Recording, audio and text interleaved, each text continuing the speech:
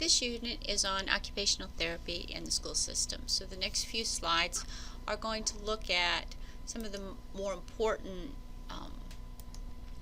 concepts and that you need to know regarding the school system. So these are the objectives.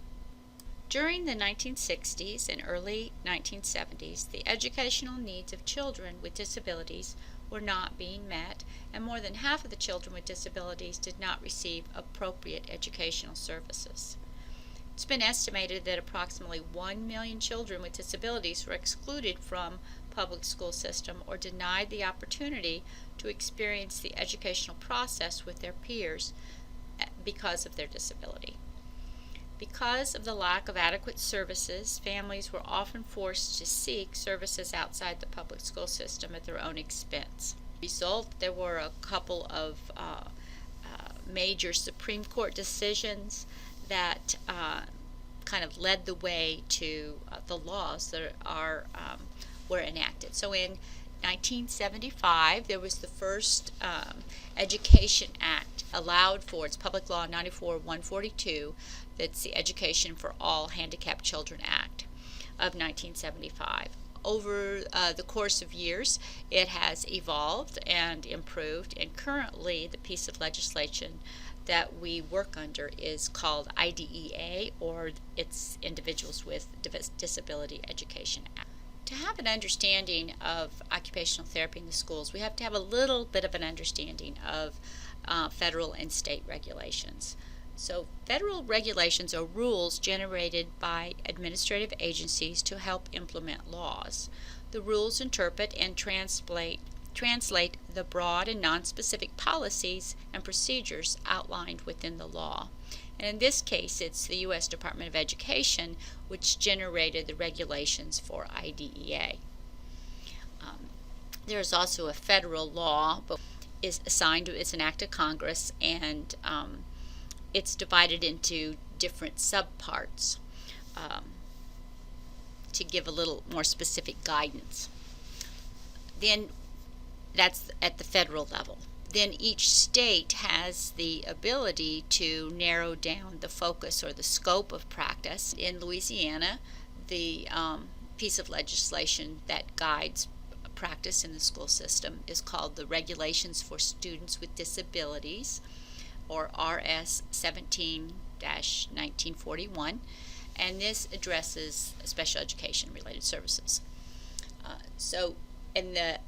There's many sections within this law, but to just pinpoint our focus on occupational therapy, it has it provides services for early intervention, which is children birth to 3 years of age, and under that, OT is defined as a direct service, which means we can go into practice directly with the child individually, and we don't have to have another discipline, but we could be the sole and only service that is provided for that particular child. It doesn't have a bearing on any other qualifications for direct services.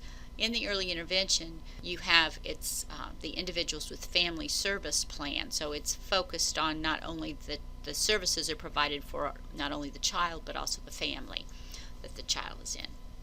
But when the child turns 3, yes, they provide services from up to through their 21st birthday. So the occupational therapy is then determined, is then defined as a related service.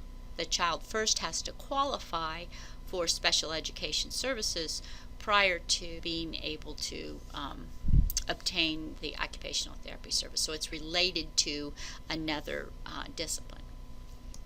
Another piece of important guideline is the Bulletin 1508, and this is the Pupil Appraisal Handbook, which is very specific in terms of what rules or the process is for evaluating and qualifying students for not only special education but also the related services.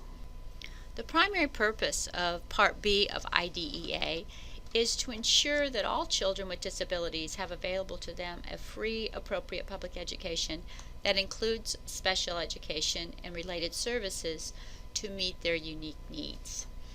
In addition, this needs to be the provision of education needs to be provided in what's called the least restrictive environment. And this means that children with disabilities are educated with other children who are not disabled to the maximum extent when appropriate.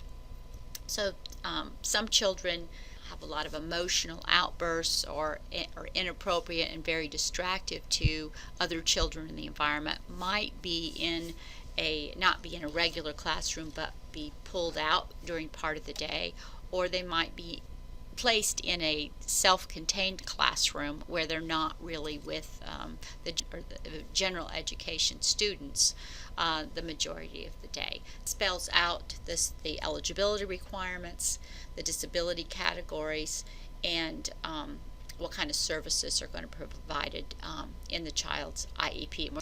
Another important piece of legislation that's important for you to understand is Section 504 of the Rehabilitation Act and the American Disabilities Act. And this allows for students to participate in the general curriculum. It's was actually 504 of the Rehabilitation Act. It's a civil rights statute that prohibits discrimination against individuals with disabilities.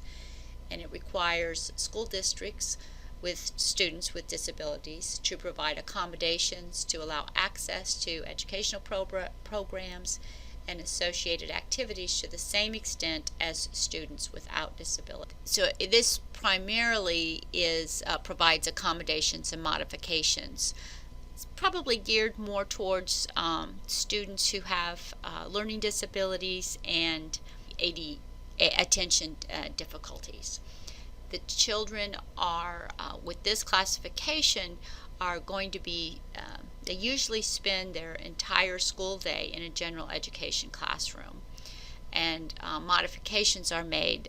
It might be things like special seating, or a quiet room for test taking, somebody to take notes for the student.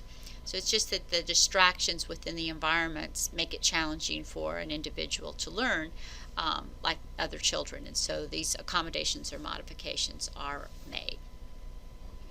The primary outcomes that the American Occupational Therapy Association has identified for practitioners in the schools are classroom skills, playground sports participation, self-help. I'm not going to read the whole list. You can see them there. We're going to talk a little bit about each one of these. And it's also important to use evidence-based interventions to support the practice. In order for children to qualify for occupational therapy services in the school, they first have to meet certain eligibility requirements and be categorized as needing special education. And then once that's in place, then they have to qualify for OT. So we're going to talk a little bit about eligibility requirements and what that means. So when you're talking about special education, so the children are going to be evaluated by pupil appraisal, and there's specific guidelines that they go by to determine the exceptionality that, or the diagnosis, if you will, that the child has and the problems that might impact them in terms of their education and learning. And special education includes placement in a number of different services. The first is what you might think of typically as special education, and this is a self-contained classroom, and this is where the children would be in class with other children with special needs and stay in the same classroom the whole time. This is probably the most restrictive environment. And then you have what's called resource, and resource would be the children would be in regular education part of the day, and then for areas where they need extra help, they would go to resource rooms. They might be pulled out into a self-contained classroom, if you will, and maybe for language arts or math or science or whatever the subject was that the child need extra instruction or modified instruction. But for part of the day they're going to be in regular ed. And then you have what's called inclusion. And inclusion is where students are in their homeroom of regular education all day long. They might still require extra help or modifications or in instruction, but the teachers and the support personnel goes to the classroom to provide that support. So the child's not pulled out of the classroom at all. And the fourth way that a child receives special education is when they're homebound. They might be medically fragile, and the teachers and therapists would go to the child's home to provide those services there. Okay, so that's the first. In order for a child to receive OT in the school, the first thing that has to happen is they need to qualify. They need to be eligible for special education. Then they have to qualify for OT. They have to demonstrate a motor impairment. Either they are developmentally behind, or they have a motor impairment, or they have sensory motor problems. Three ways are probably the most common ways that children are referred for both OT and PT services. But the three main ways are pupil appraisal, and this is where there's an evaluation team once the children are identified, and there's a educational diagnostician and a school psychologist, the determination that the OT services might be needed. It might be the teacher, or they have a service in Louisiana called Child Find, and for preschool children, kindergarten age children, they want to try to make sure they get them where they need to be placed as early as possible. And so they might do a screening and determine that a child is in need for services. In your packet of information for the module and school system, you have a PDF from a book called Practical Considerations for School-Based Occupational Therapy, and in that packet is a sample referral form.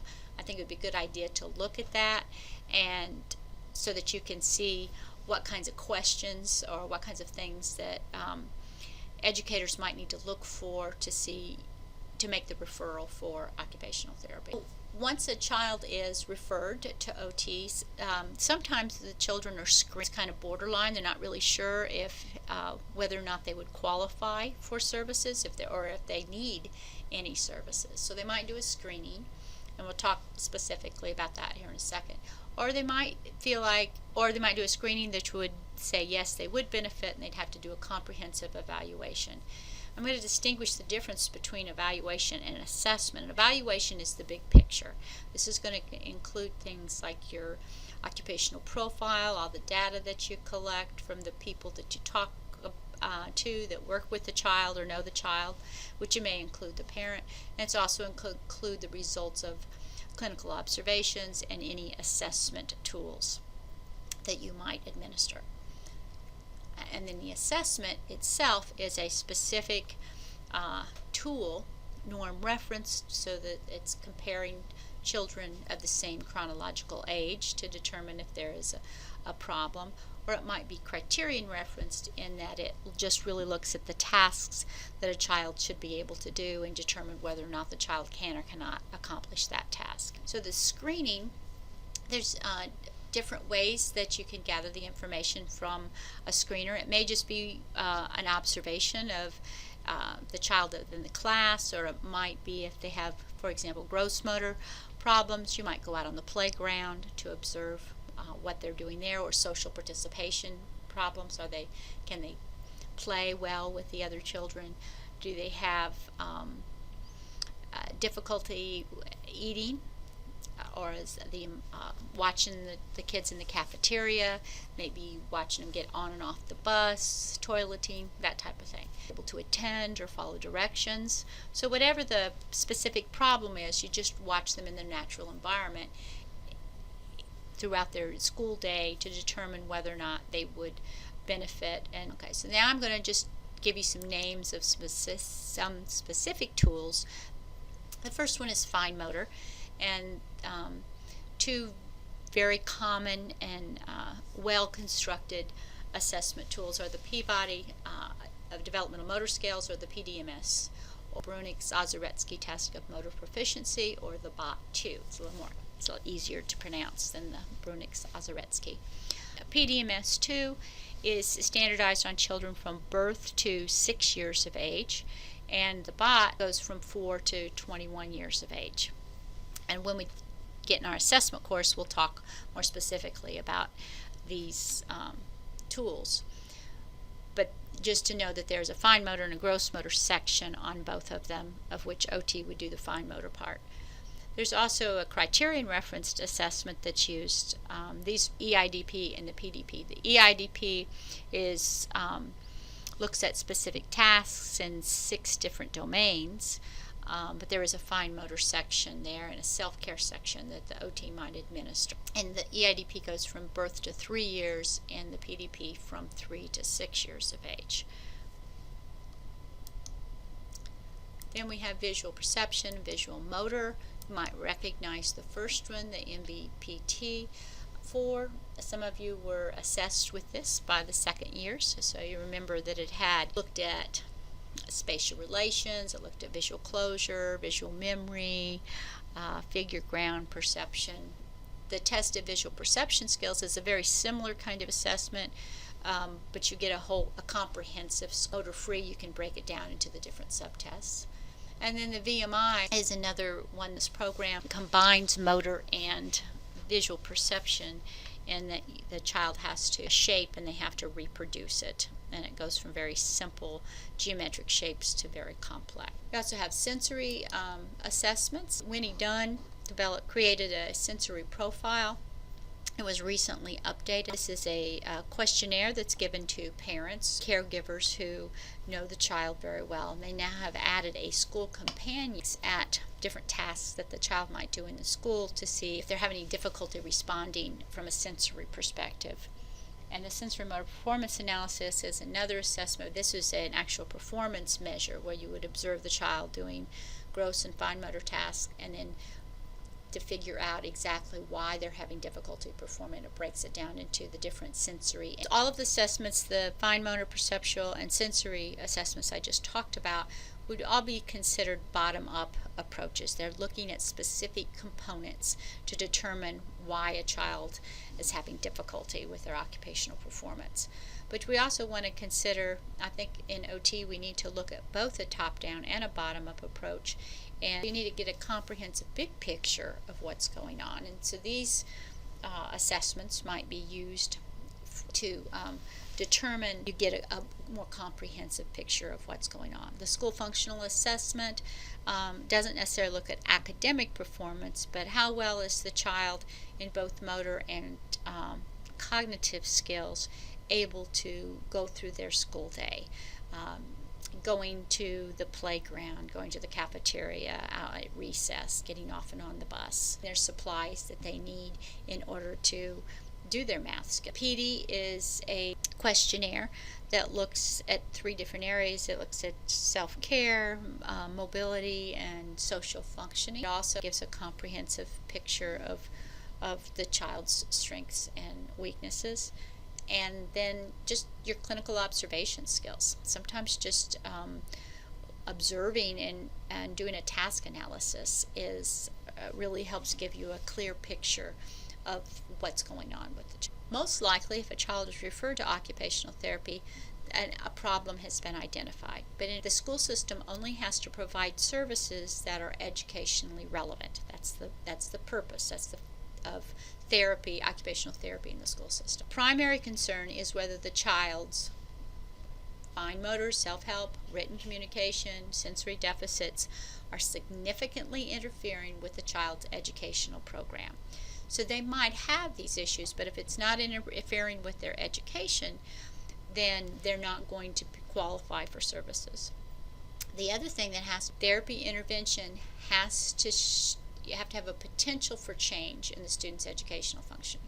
So even though a child might be very delayed in terms of, if you compared them to a typical developing child, say they're chronologically, they're 7 years of age, but they're functioning like a 4-year-old child, yeah, they have problems, but their potential to make significant changes in their education is not real high because of their cognitive deficits, then they're not going to qualify for therapy services. That's really a hard thing for parents to understand because they're only looking at the occupation of education. To complicate it even more, to qualify for OT services, there's specific developmental criteria that has to be met. First of all, in any of the assessments they do, so this is why you want to give a standardized norm referenced test, that it has to be at least 1 standard deviation below functional performance of all age groups. It's not below their chronological age, but below their functional performance. They're between 3 and 5 years, 6 months. They have to be at least 6 months below their functional performance, but it gets harder and harder the older the child gets. So for in that example, you have a 4-year-old child, they would have to be functioning at 3 years, 6-month level or greater in order to qualify for services. But say they turn 5 years, 7 months, or 6 years of age, now they have to be a whole year behind that 4-year level. And if they're between 10 and 21 years of age, they have to be a year and a half behind. I know it seems a little confusing, but again, I think that those qualifications are spelled out in the ruling, that they have to show potential for benefiting their educational need, and that's why they have established these criteria. Now, with that being said, the child could also, they have a few exceptions. If a child has a motor, a neuromuscular, or orthopedic concern, then the child could receive OT services. If OT, without OT, rests. So they have to maintain, in order for the child to maintain their current level of functioning, and only do that if they can continue to have OT services. Or if they have a neuromuscular condition that's progressive, OT intervention slows down that progression. So for example, a child with muscular dystrophy, if OT can progression of the disorder from keeping it slowed down a little bit, then they would still qualify for OT. Allow OT services for if a child has difficulty with sensory awareness, motor planning, and organization of adaptive responses. So there are some exceptions to that developmental rule that we talked about. I'm going to look specifically at some of the roles of OT. And I'm not going to read this whole list, but we're going to go over each one of these areas as we continue. So the first, and we've already talked about this a little bit, is to evaluate. And so we want to determine what are the underlying problems. So I'm going to look at from the bottom-up perspective, what motor components, what visual motor, what visual perception, sensory motor deficits interferes with the child's education.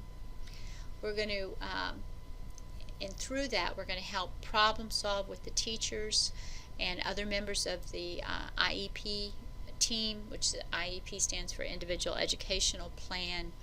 And we're going to look at the child's strengths and abilities to develop a plan for the child. I think one of the things that OT has to offer in the school system is our understanding and our knowledge of normal development and even abnormal development. And so we can help the teacher, and I'm not sure how much background information teachers have in terms of development of the child. Looking at their hand skills or motor skills, or even the progression of sensory abilities. And so we can help kind of predict what's going to happen based on our understanding of development. Through task analysis, we can figure out what the and our clinical reasoning skills. We can look at what the problem is and what are some intervention strategies to help get the child to the next level. Sometimes it may be included in things like providing adaptive equipment or alternate ways the teacher might be able to teach in order for the child to reach the next level. We're also very good at being able to adapt or modify the classroom environment. We might use seating or positioning modifications to help the children. These children are sitting on balls. For a child who has attention problems or sensory processing problems, the movement of the balls may be enough to help keep them focused on task. The angle of having a vertical angle for handwriting can biomechanically put the child at an advantage to improve their grasp on a pencil and possibly legibility, or even things like classroom management for behavior kinds of issues. OTs have that ability to assist with classroom environments.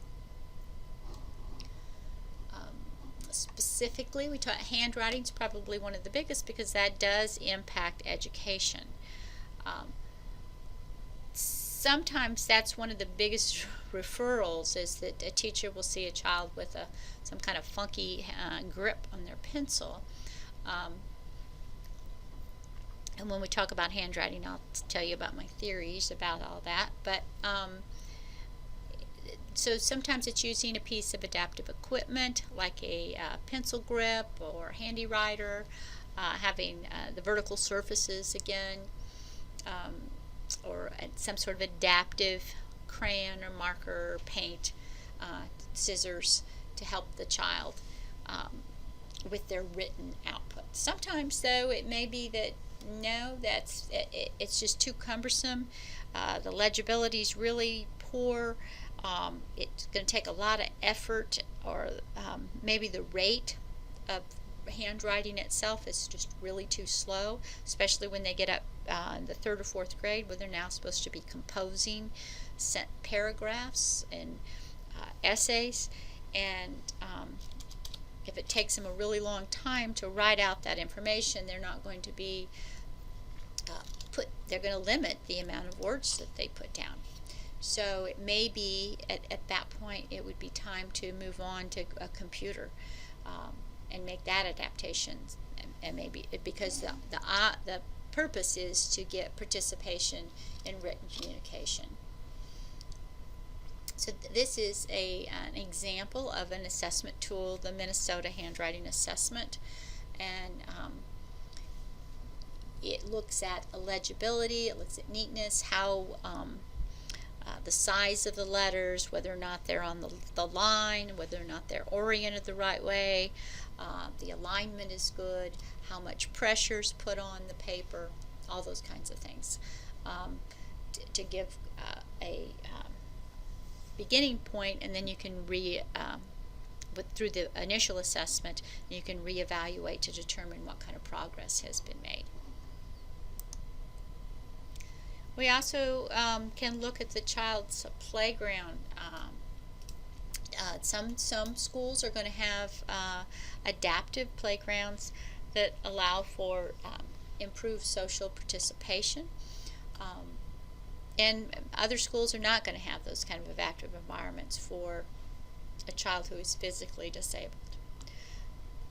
I think it's one of our roles and responsibilities is to advocate for the children, to help get the kinds of equipment that they need in order to participate. For motor, the primary role of OT is to determine how the child will physically access equipment. It may be the positioning and seating that you look at, but it also might be their accessibility to activate, say, a computer or a augmentative communication device.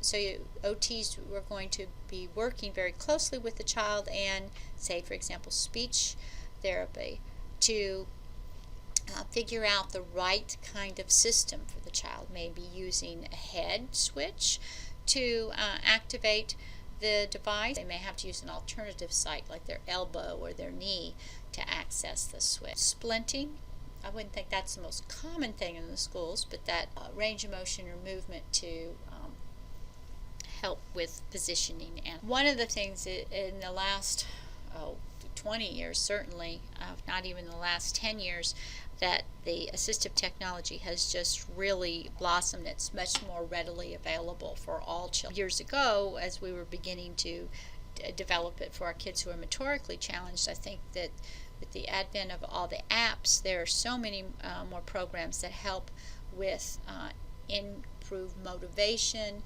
and alternative ways of learning that can be used in the classroom. And this is another area that OT works in on the school system is find what kind of adaptive equipment is needed. Maybe the child needs a built-up spoon or a swivel suck from a straw. Can they manage themselves in a noisy environment in the cafeteria, or do they need to have quiet? Many children have, from our autism spectrum to other children with sensory processing disorders, who have difficulty paying attention to their tasks that they need to because they're responding to the sounds and sights and smells of the environment. So you have to provide them with what's called a sensory diet, which is a different strategies that increase the student's ability to have acceptable work positions, if you will.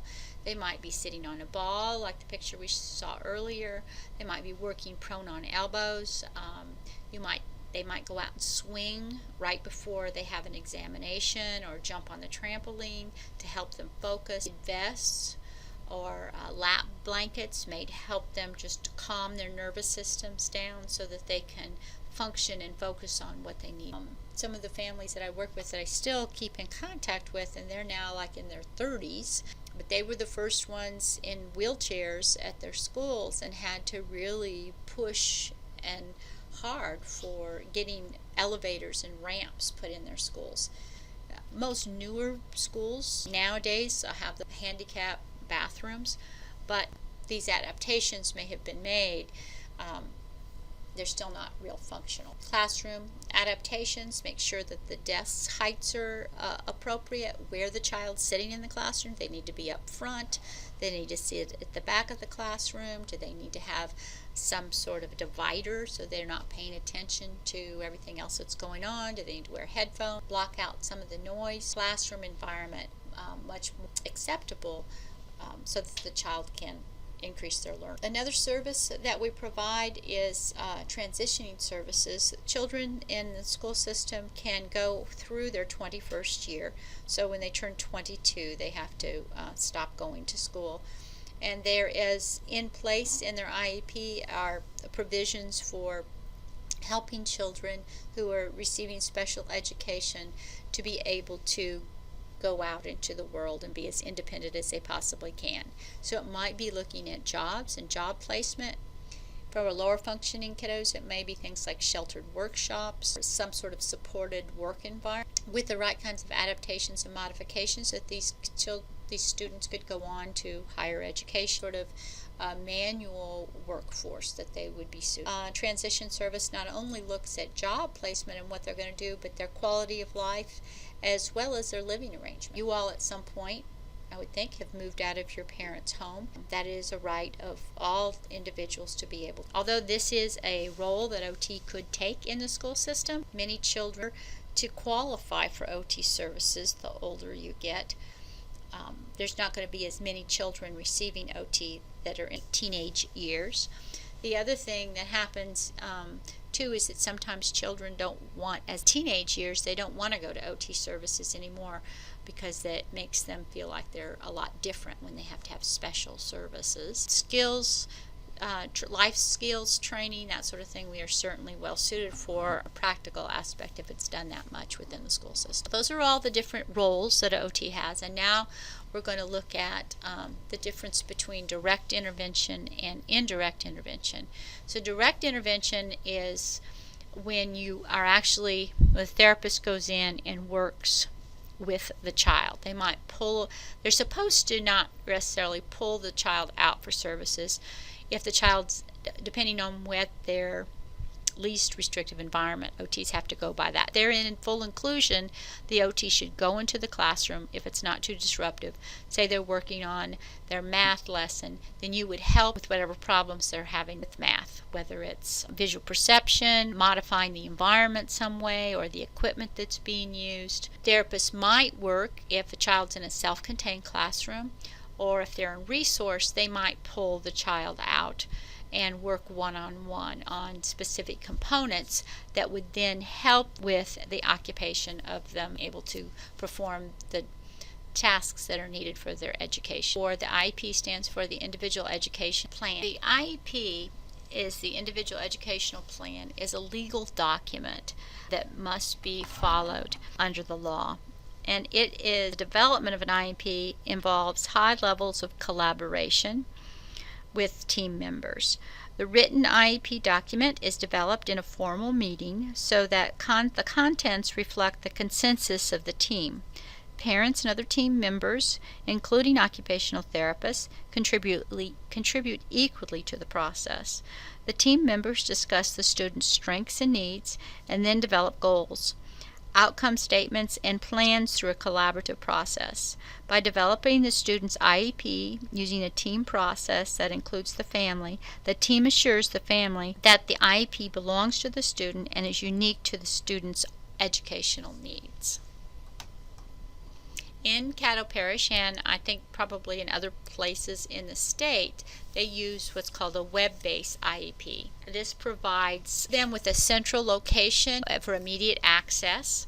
Because everything is all in one place, they can make sure that the school system has followed the law in providing that student with their individual plan. Eventually, they hope that every school system will go to this web-based IEP, so that if a child moves from one parish to the next, that there is a consistency in following that child. In the module, there's also a sample of an IEP, and I think it would be important for you to look over parts of the IEP. So it looks at the child's current level of performance. It gives annual goals and short-term objectives. So it's kind of like our long-term and short-term goals. Now, with keeping this in mind, these goals and objectives are all written for the child. So you're not going to have separate occupational therapy goals. It might be the implementer, if a child has difficulty with handwriting, for example, the person responsible for implementing that intervention to improve the child's written output would be checked as the occupational therapist. But you wouldn't have a separate goal. You might keep in your records maybe some soft files to report on what has been done in OT services, but as far as the goals and objectives, they would be written on the IEP. Because the child's in special education and they have qualified for occupational therapy services, everything that is done has to be documented on this form and given some sort of account. How much, we talked about the least restrictive environment, that is also documented on the IEP form. The child, whether they're in a self-contained classroom, how many minutes a day they're in that classroom, if they're in resource room, how many minutes they're pulled out a day, if they're in inclusion, and the related services that come in to support that child, all has to be documented. It sometimes seems to be a bit ridiculous in that I have seen some children who maybe they're just tracking the child's progress, and so it boils down that they get 8 minutes of services per semester.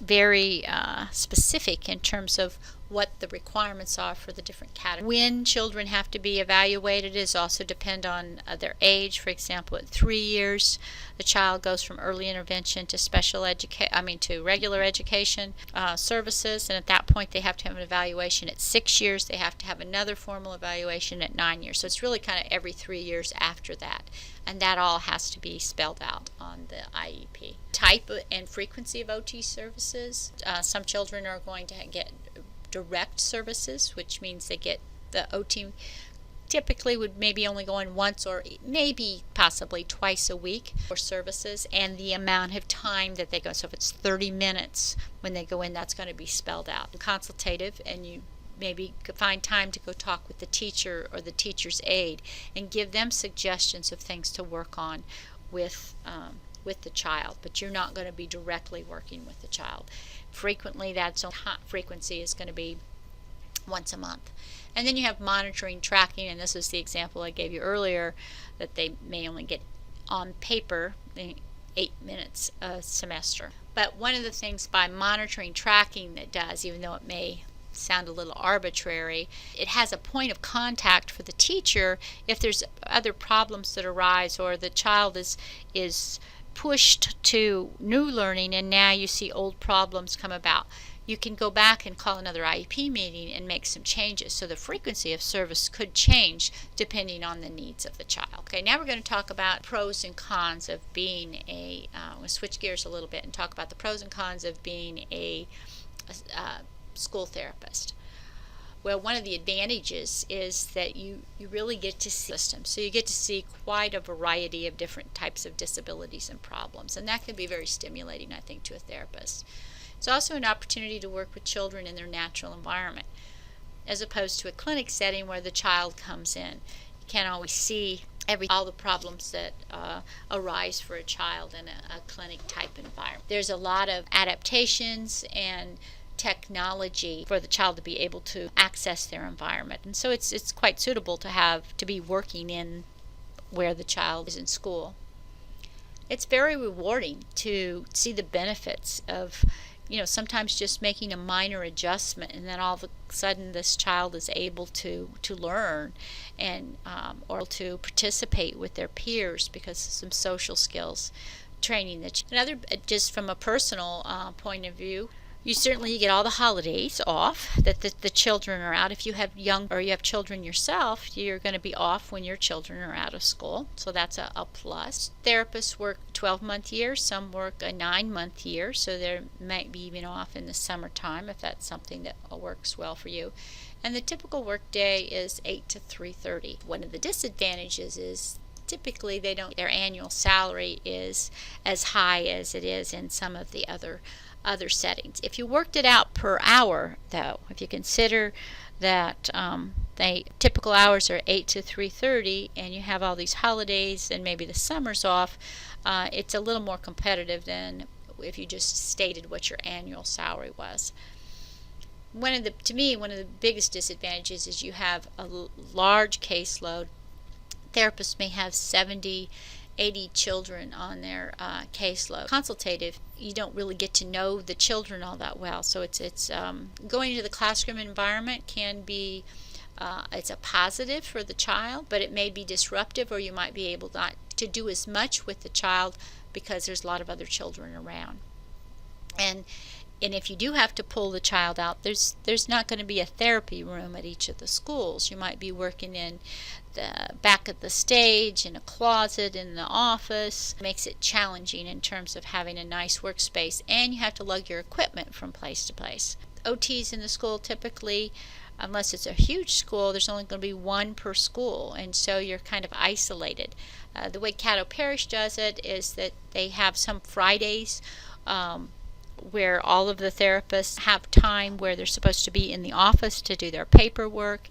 They frequently will have meetings during that time so that consult with one another on maybe some of the issues. Okay, and that's it. That concludes our the topic of the school system.